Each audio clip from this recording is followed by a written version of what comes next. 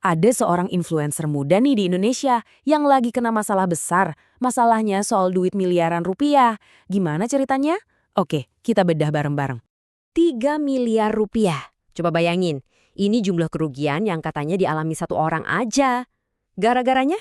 Ngikutin saran dari seorang influencer kripto, Timothy Ronald. Nah, jadi sebenarnya apa sih yang terjadi? Ini tuh kasus penipuan, di mana janji-janjinya palsu, atau jangan-jangan ini cuma kelas edukasi biasa, tapi pesertanya aja yang nekat pasang taruhan gede dan akhirnya kalah. Oke, kita mundur sedikit. Jadi, semua ini rame-rame dimulai tanggal 12 Januari kemarin. Waktu itu ada laporan resmi yang masuk ke Polda Metro Jaya di Jakarta.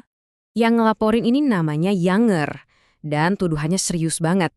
Dia ngerasa digiring buat investasi kripto yang ya ujung-ujungnya rugi bandar. Nah, ini dia nih yang bikin orang-orang ngiler. Angkanya 500%, gila kan? Mereka tuh katanya dijanjikan bisa untung sampai 500% dari satu koin kripto spesifik, namanya koin Manta. Janjinya gede banget ya. Dan si pelapor ini, si Younger, ngaku terus terang. Dia bilang dia kepincut sama gaya hidup Timothy Ronald yang mewah banget di medsos.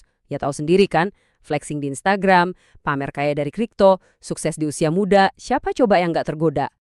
Dan ternyata dia nggak sendirian loh. Kata pengacaranya, ada hampir 300 orang lain yang maju dengan keluhan yang sama. Wow, berarti ini skalanya jadi jauh lebih besar dari yang kita kira. Oke, jadi siapa sih sebenarnya Timothy Ronald ini? Sosok yang jadi pusat dari semua keributan ini. Yuk, kita kenalan lebih jauh.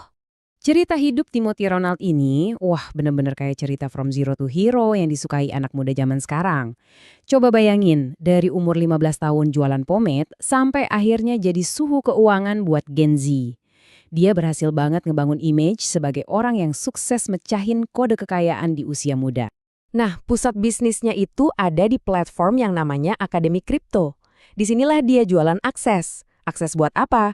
Buat sinyal trading dan materi-materi edukasi.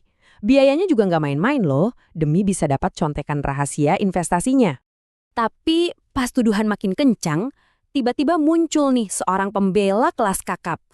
Dan dari sinilah alur ceritanya jadi berbelok 180 derajat. Nah ini dia nih inti perangnya. Beda banget sudut pandangnya. Dari sisi korban, mereka ngerasa ini jelas penipuan investasi.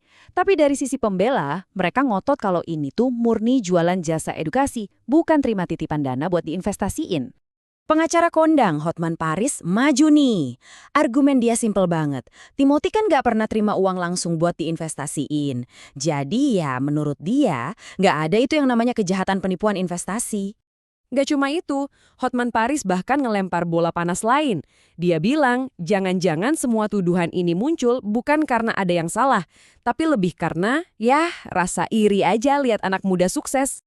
Oke, jadi kita punya dua cerita yang bener-bener beda banget kan? Terus gimana nih status hukum kasus ini sekarang? Poin paling pentingnya adalah ini. Polisi udah mengkonfirmasi laporannya.